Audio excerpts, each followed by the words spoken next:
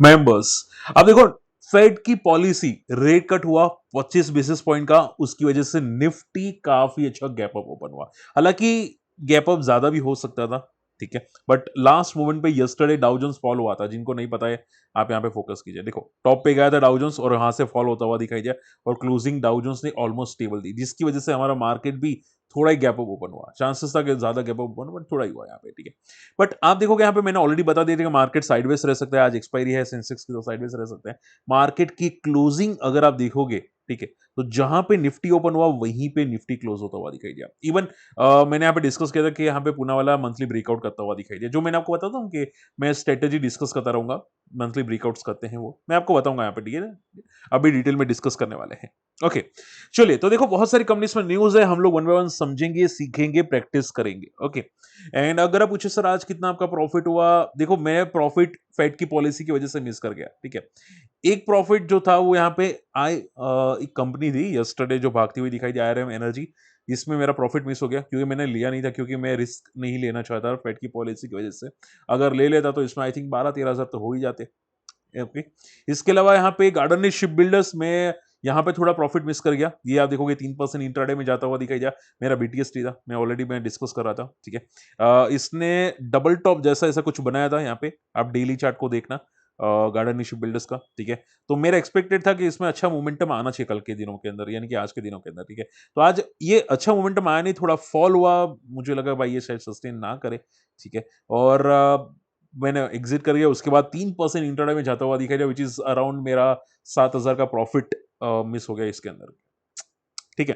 But anyway, सो ये एक चीज होती है, काफी काफी बड़ा मैं प्रॉफिट मिस कर देता हूं, ठीक है। आप पूछे कि सर आपको स्टॉक सिलेक्शंस कैसे आते हैं, भाई प्रैक्टिस होती है ना, ठीक है। और मैं काफी हमारी जो कम्युनिटी मेंबर्स उनके साथ मैं डिस्कस करता रहता हूँ कि क्या टेक्निकल चार्ट्स दिखाई दे रहे हैं वगैरह वगैरह, काफी चीजें डिस्कस करता रहता हूँ, ठीक है।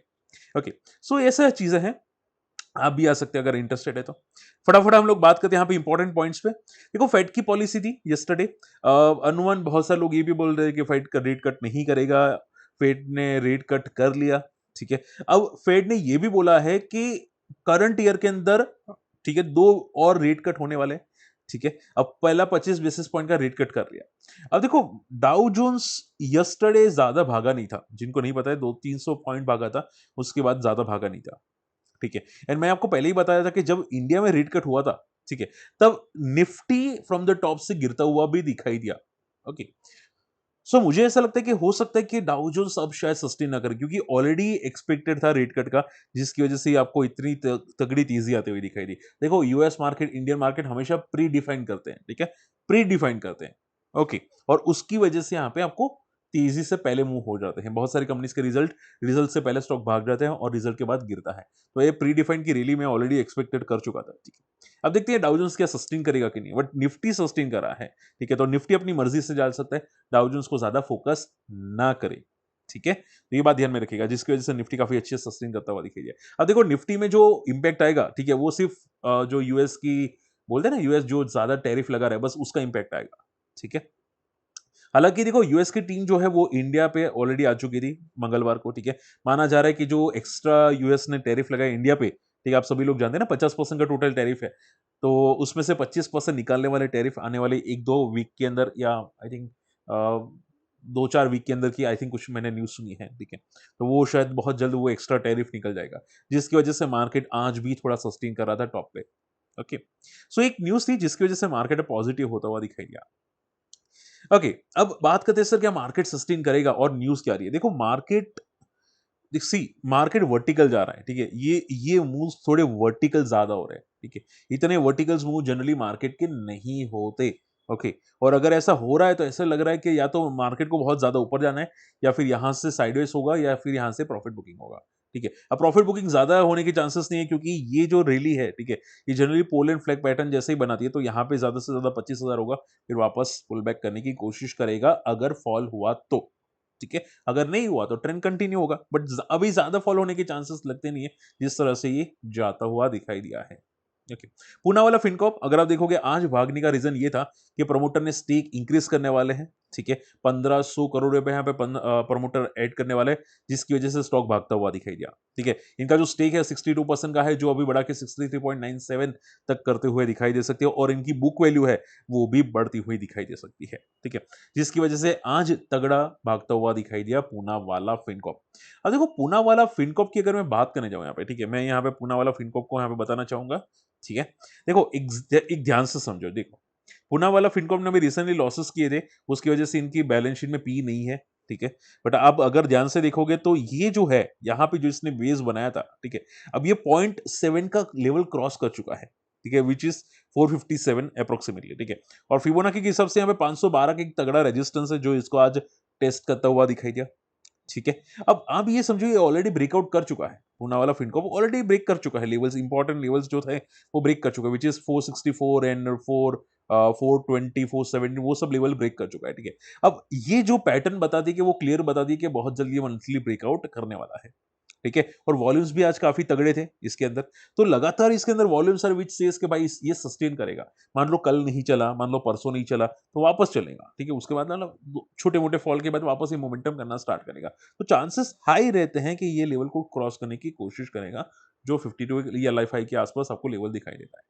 ठीक है, सो शॉर्ट एंड सिंपल में यहाँ पे मूव्स काफी अच्छी आती हुई दिखाई दी। किसी ने कमेंट किया था कि सर पूनावाला फिनकॉर्प क्या बिग बुल पैटर्न फॉलो कर रहा है, अगर यस तो ये क्या हो सकता है। देखो मैं सिंपल बोल देता हूँ, ये अभी बिग बुल पैटर्न फॉलो नहीं कर रहा। Monthly breakout and big bull pattern में दोनों में डिफरेंस है। ठीक है, बिग बुल पैटर्न किसको बोलते हैं पहले आप समझने की कोशिश करो।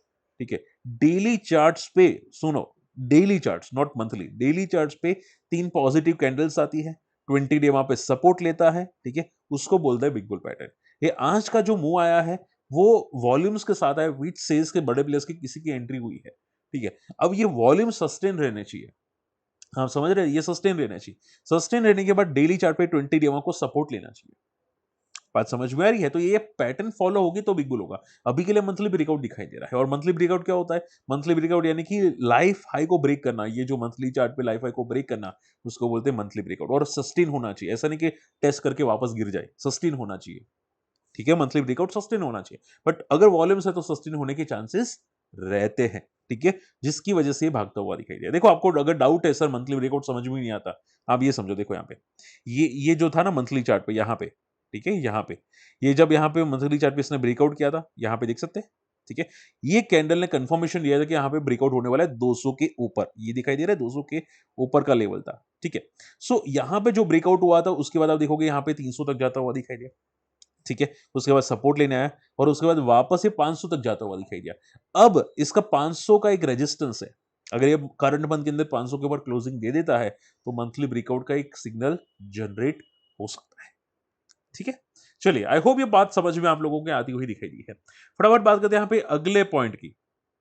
देखो ड्रीम फॉक्स की अगर बात करें जाए यहाँ पे, तो ड्रीम फॉक्स ने यहाँ पे 5% की लोअर सर्किट मारी है। ठीक है, उसका रीजन ये है कि लोग डोमेस्टिक एयरपोर्ट के जो लॉन्च के बिजनेस है उसको यहाँ पे निकाल रहे हैं, वो अभी वो लोग ये बिजनेस नहीं करने वाले हैं। ठीक है, जिसकी वजह से यहाँ पे ये फॉल करता हुआ दिखाई दिया। अब देखो जो कंपनी, खुद सोचो कि मान लो कोई कंपनी है, ठीक है, बिस्किट बनाती है, उसका काम ही बिस्किट बनाना है या चिप्स बनाना है। ठीक है, बट वो बिस्किट या चिप्स ही नहीं बनाए, ठीक है, जो काम है वो ही ना करे, तो क्या होगा कंपनी का, आप समझ रहे। तो इनका काम क्या था, एयरपोर्ट के लॉन्च का बिजनेस ही था इनका। एयरपोर्ट के जो लॉन्च होता है वहां पे, जो उनका वो लॉन्च रिलेटेड बहुत सारी चीजें होती हैं, तो वहां पे जो था वही बिजनेस था। अब वो नहीं करने वाले बिकॉज ऑफ द अदानी, जिसकी वजह से ये क्रैश होता हुआ दिखाई दिया, और ड्रीम फॉक्स की हालत बहुत ही खराब हो चुकी है, बद से बदतर हो चुकी है। आप देखोगे यहाँ पे एक टाइम पे 800 पे था। कोई कंपनी अगर खराब होती है, देखो ध्यान से सुनो, आप पूछे सर कोई कंपनी खराब होती है तो मैक्सिमम कितना फॉल करती है, मैं आपको बोलता हूँ मैक्सिमम से मैक्सिमम अगर मिड कैप हो तो 60%, उससे ज्यादा फॉल करने के चांसेस नहीं होते फ्रॉम द टॉप से। ठीक है, वो क्या होता है, साइडवेज हो जाती है ज्यादा से ज्यादा। ठीक है, बट अगर वो लगातार फॉल करे, वो भी 1-2 साल के अंदर अंदर, तो आप ये समझो कंपनी में कुछ प्रॉब्लम है। ठीक है, फाइनेंशियली कुछ प्रॉब्लम है। तो आप देखोगे 800 का आधा कितना हुआ, तो कि 400 हुआ। 800 का आधा 400 हुआ, 400 का आधा 200 हुआ, 200 का भी आधा हो गया भाई 100। इसका मीनिंग क्या है कि कंपनी में प्रॉब्लम है, ये आधा का आधा का आधा हो गया है। ठीक है, इतना जनरली फॉल नहीं होता। अगर अगर कंपनी स्टेबल होती ना, मैं सिंपल बोलता हूं, अगर कंपनी स्टेबल होती ना, तो 800 में आप ये समझो ये ज्यादा से ज्यादा 300 जाता। 800 का आधा 400, 400 से 300 350 जाता, उससे ज्यादा नहीं जाता। ठीक है, बट अगर ये गया है यानी कि कंपनी में प्रॉब्लम्स आती हुई दिखाई दे रही है, ठीक है? हालाँकि आपको भले यहाँ पे पी ज़्यादा दिखाई देता है, बट आप सोचो इनका जो बिज़नेस है वो लॉन्च रिलेटेड बिज़नेस है, जो नहीं रहा, तो अभी कंपनी क्या प्रॉफ़िट करेगी, नहीं करेगी, उस पे डिपेंड करता है, ठीक है? आप लोग क्या करते हैं, उसकी बैलेंस शीट को चेक करते हैं। मैं हमेशा बोलता हूँ न्यूज़ भी चेक करो, क्या कंपनी में कोई टेक इम्पोर्टेंट न्यूज़ तो नहीं है? क्या कंपनी में कोई प्रॉब्लम तो नहीं आने वाली? और अगर आने वाली है तो फ्यूचर रिज़ल्ट को देख के पहले ही बड़े प्लेयर्स निकल जाते हैं।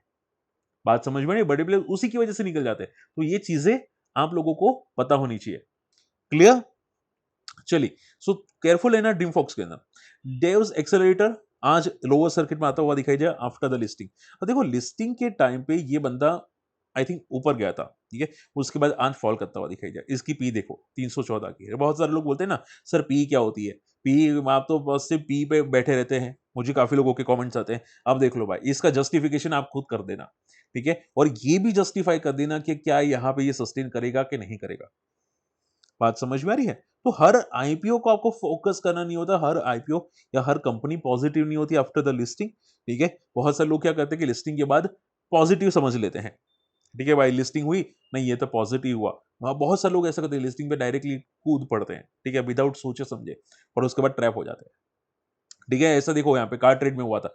जो लोग सोचे बिना ही कूद पड़ते हैं ना, उसको देखना है यहाँ पे देखो। ये लिस्टिंग पे फॉल हुआ था 1500 से लेके सीधा 400 गया था। अब इसको जस्टिफाई करो कि भाई क्या करोगे? ठीक है? सो शॉर्ट एंड सिंपल में बहुत सोच समझ के आपको घुसना चाहिए, अगर किसी में भी घुसते हो तो। डिक्सन टेक्नोलॉजीज अब देखो यहाँ पे इसने एक्विजिशन किया था 553 करोड़ का एंड चीजें अच्छी हो रही है। देखो डिक्सन की जो न्यूज आ रही थी उसके बाद ये ज्यादा भागा तो नहीं, but slow slow slow slow slow करके ये ऊपर जा रहा है, ठीक है? एकदम स्लो करके ऊपर जा रहा है, एकदम स्लो करके, ठीक है? तो डिक्सन जिस तरह से जा रहा है ऐसा लग रहा है कुछ ना कुछ कंपनी के लिए पॉजिटिव हो रहा है, ठीक है? तो अब अभी इंपॉर्टेंट क्या होता है कि भाई इसका 20,000 का इंपॉर्टेंट है, क्या ये सस्टेन करेगा? ठीक है, अगर क्रॉस हो जाता है तो आई थिंक सस्टेन नहीं अगर क्रॉस हो जाता है तो फिर आप ये समझो इसके वारे न्यारे हो जाएंगे, फिर ये ब्लू स्काई जोन में चला जाएगा, ठीक है? तो चीजें काफी अच्छी हो रही है डिक्सन के साथ, बट ये क्या कर रहा है स्लो एंड स्टडीली जा रहा है, बड़ा हो गया ना, मतलब वो बहुत बड़ा अमाउंट हो गया इसका, एक एक कंपनी के जो भाव है वो बहुत बड़ा हो गया अमाउंट, इसकी वजह से अभी ये स्लो हो चुका है। ओके, और इसके अलावा आज आईटी कंपनी ज्यादा भागती हुई दिखाई दी because of the Trump tariff cut, और उसकी वजह से आज भागता हुआ दिखाई दिया। लेकिन मैं अभी आईटी एक ही कंपनी को फोकस करूं, वो है वो कौन सा था एक सेकेंड ना, न्यूगन, आई थिंक सो, न्यूगन नहीं था, नेटवेब था। ओके माफ कीजिएगा, नेटवेब था, ठीक है? जो मैं डिस्कस कर रहा था वो नेटवेब था, ठीक है? देखो एज पर माई व्यू, ठीक है? मैं गलत भी हो सकता हूँ, ठीक है? जनरली तो नहीं होता बट स्टिल ओके, और ये कोई रिकमेंडेशन नहीं है, बट मुझे लग रहा है ये बिग बुल पैटर्न फॉलो कर रहा है नेटवेब, इसके अंदर बड़े प्लेयर्स की एंट्री हो चुकी है और ये बिग बुल पैटर्न फॉलो कर रहा है, ठीक है? तो आपको पता है कि मैंने एंट्री कल की थी और मैंने 3.5-4 हजार 4% का प्रॉफिट बुक किया था, अराउंड 6-7 हजार। उसके बाद आप देखोगे आज भी 3.5% मोमेंटम करता हुआ दिखाई दिया। मैं वेट कर सकता था, बट क्या है फेड की पॉलिसी थी तो मैं थोड़ा रिस्क कम लेता हूँ हमेशा ऐसी ऐसी कंडीशंस पे।